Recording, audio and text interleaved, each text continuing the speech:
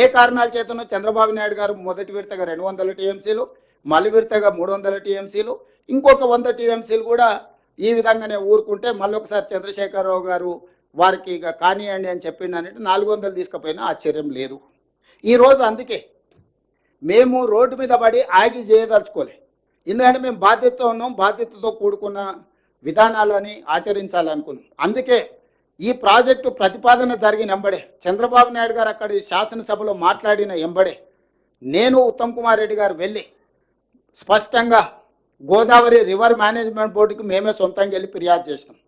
Godavari river management board తర్వాత జలశక్తి మంత్రి దగ్గరకు వచ్చి ఫిర్యాదు చేసినాం. అదేవిధంగా ఆర్థిక మంత్రి గారికి వేరే సందర్భంలో కలిసినప్పుడు ఈ అంశాలను ప్రస్తావించడం, ఎందుకంటే కేంద్ర ప్రభుత్వం ఆర్థిక సహాయం అందించబోతుంది.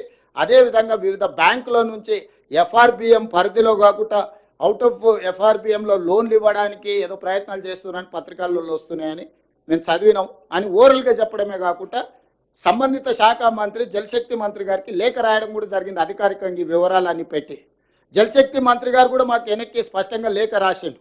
ఇంతవరకు వాళ్ళు మాకు ప్రాజెక్టు రిపోర్టే ఇవ్వలేదు.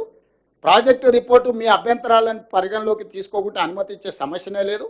ఏ రకంగా కూడా ఇంతవరకు మా దృష్టిలో లేదు.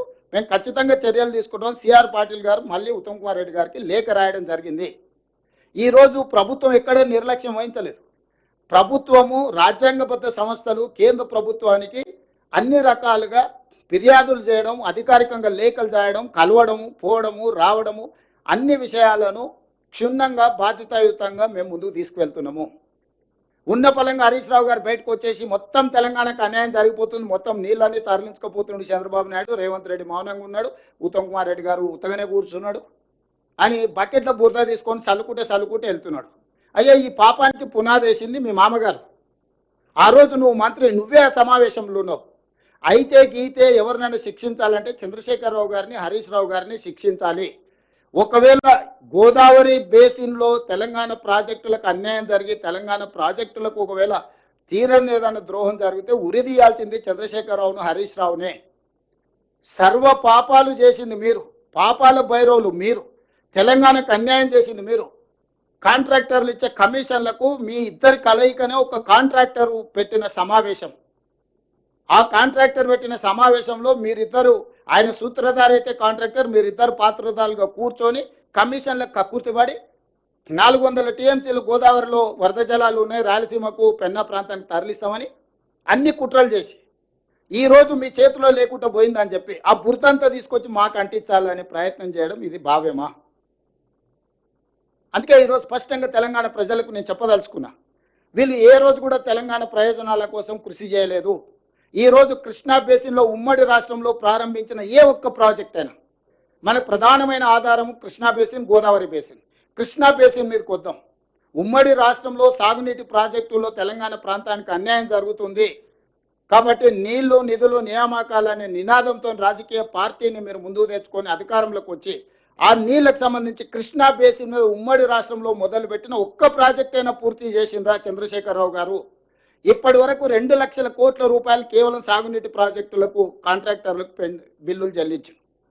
పాలమూరు జిల్లాలో మొదలైన ఏ ప్రాజెక్ట్ అయినా భీమా, నెట్టంపాడు, కోయిల్ సాగర్, కల్వకుర్తి, పాలమూరు రంగారెడ్డి ఎత్తిపోతల, నల్గొండలో ఎస్ఎల్బిసి, అదేవిధంగా ఇంకా మిగతా ప్రాజెక్టులు ఆ నుంచి ముందుకు వెళ్తే ఖమ్మం జిల్లాలో ఉన్న ఇందిరాసాగర్ లేకపోతే రాజీవ్ సాగర్ లాంటి ప్రాజెక్టులు, గోదావరి బేసిన్లో మొదలుపెట్టిన ప్రాణహిత చేవెళ్ళ కావచ్చు, ఇతర ప్రాజెక్టులు కావచ్చు, దేవాదులు కావచ్చు, సమ్మక్క సారలక్క కావచ్చు, ఏ ఒక్క ప్రాజెక్ట్ అయినా ఏ కారణాల చేతనో చంద్రబాబు నాయుడు గారు మొదటి విడతగా 200 టీఎంసీలు, మళ్ళీ విడతగా 300 టీఎంసీలు, ఇంకొక 100 టీఎంసీలు కూడా ఈ విధంగానే ఊరుకుంటే మళ్ళొకసారి చంద్రశేఖరరావు గారు వారికి ఇక కానియండి అని చెప్పిండనంటే 400 తీసుకుపోయినా ఆశ్చర్యం లేదు. ఈరోజు అందుకే మేము రోడ్డు మీద పడి ఆగి చేయదలుచుకోలే. ఎందుకంటే మేము బాధ్యతతో ఉన్నాం, బాధ్యతతో కూడుకున్న విధానాలని ఆచరించాలనుకున్నాం. అందుకే ఈ ప్రాజెక్టు ప్రతిపాదన జరిగిన ఎంబడే చంద్రబాబు నాయుడు గారు అక్కడి శాసనసభలో మాట్లాడిన ఎంబడే నేను ఉత్తమ్ కుమార్ రెడ్డి గారు వెళ్ళి స్పష్టంగా గోదావరి రివర్ మేనేజ్మెంట్ బోర్డుకి మేమే సొంతంగా వెళ్ళి ఫిర్యాదు చేసినాం. గోదావరి రివర్ మేనేజ్మెంట్ బోర్డు తర్వాత జలశక్తి మంత్రి దగ్గరకు వచ్చి ఫిర్యాదు చేసినాం. అదేవిధంగా ఆర్థిక మంత్రి గారికి వేరే సందర్భంలో కలిసినప్పుడు ఈ అంశాలను ప్రస్తావించడం, ఎందుకంటే కేంద్ర ప్రభుత్వం ఆర్థిక సహాయం అందించబోతుంది. అదేవిధంగా వివిధ బ్యాంకుల నుంచి ఎఫ్ఆర్బిఎం పరిధిలో కాకుండా అవుట్ ఆఫ్ ఎఫ్ఆర్బిఎంలో లోన్లు ఇవ్వడానికి ఏదో ప్రయత్నాలు చేస్తున్నారని పత్రికల్లో వస్తున్నాయని మేము చదివినాం అని ఓరల్గా చెప్పడమే కాకుండా సంబంధిత శాఖ మంత్రి జలశక్తి మంత్రి గారికి లేఖ రాయడం కూడా జరిగింది అధికారికంగా ఈ వివరాలన్నీ పెట్టి. జలశక్తి మంత్రి గారు కూడా మాకు వెనక్కి స్పష్టంగా లేఖ రాసిండు. ఇంతవరకు వాళ్ళు మాకు ప్రాజెక్టు రిపోర్టే ఇవ్వలేదు. ప్రాజెక్టు రిపోర్టు మీ అభ్యంతరాలను పరిగణలోకి తీసుకోకుండా అనుమతి ఇచ్చే సమస్యనే లేదు. ఏ రకంగా కూడా ఇంతవరకు మా దృష్టిలో లేదు. మేము ఖచ్చితంగా చర్యలు తీసుకుంటాం. సిఆర్ పాటిల్ గారు మళ్ళీ ఉత్తమ్ కుమార్ రెడ్డి గారికి లేఖ రాయడం జరిగింది. ఈరోజు ప్రభుత్వం ఎక్కడే నిర్లక్ష్యం వహించలేదు. ప్రభుత్వము రాజ్యాంగబద్ధ సంస్థలు కేంద్ర ప్రభుత్వానికి అన్ని రకాలుగా ఫిర్యాదులు చేయడం, అధికారికంగా లేఖలు చేయడం, కలవడము, పోవడము, రావడము, అన్ని విషయాలను క్షుణ్ణంగా బాధ్యతాయుతంగా మేము ముందుకు తీసుకువెళ్తున్నాము. ఉన్న పలంగా హరీష్ రావు గారు బయటకు వచ్చేసి మొత్తం తెలంగాణకు అన్యాయం జరిగిపోతుంది, మొత్తం నీళ్ళన్నీ తరలించుకుపోతున్నాడు చంద్రబాబు నాయుడు, రేవంత్ రెడ్డి మౌనంగా ఉన్నాడు, ఉత్తమ్ కుమార్ రెడ్డి గారు ఉత్తగానే కూర్చున్నాడు అని బకెట్లో బురద తీసుకొని చల్లుకుంటే వెళ్తున్నాడు. అయ్యా, ఈ పాపానికి పునాది వేసింది మీ మామగారు. ఆ రోజు నువ్వు మంత్రి, నువ్వే ఆ సమావేశంలో ఉన్నావు. అయితే గీతే ఎవరినైనా శిక్షించాలంటే చంద్రశేఖరరావు గారిని, హరీష్ రావు గారిని శిక్షించాలి. ఒకవేళ గోదావరి బేసిన్లో తెలంగాణ ప్రాజెక్టులకు అన్యాయం జరిగి తెలంగాణ ప్రాజెక్టులకు ఒకవేళ తీరని ఏదైనా ద్రోహం జరిగితే ఉరిదీయాల్సింది చంద్రశేఖరరావును, హరీష్ రావునే. సర్వ పాపాలు చేసింది మీరు, పాపాల భైరవులు మీరు, తెలంగాణకు అన్యాయం చేసింది మీరు. కాంట్రాక్టర్లు ఇచ్చే కమిషన్లకు మీ ఇద్దరి కలయికనే ఒక కాంట్రాక్టర్ పెట్టిన సమావేశం. ఆ కాంట్రాక్టర్ పెట్టిన సమావేశంలో మీరిద్దరు, ఆయన సూత్రధారి అయితే కాంట్రాక్టర్, మీరిద్దరు పాత్రధారులుగా కూర్చొని కమిషన్లకు కక్కుర్తిపడి 400 టీఎంసీలు గోదావరిలో వరద జలాలు ఉన్నాయి, రాయలసీమకు పెన్నా ప్రాంతానికి తరలిస్తామని అన్ని కుట్రలు చేసి ఈరోజు మీ చేతిలో లేకుండా పోయిందని చెప్పి ఆ బురదంతా తీసుకొచ్చి మాకు అంటించాలనే ప్రయత్నం చేయడం ఇది భావ్యమా?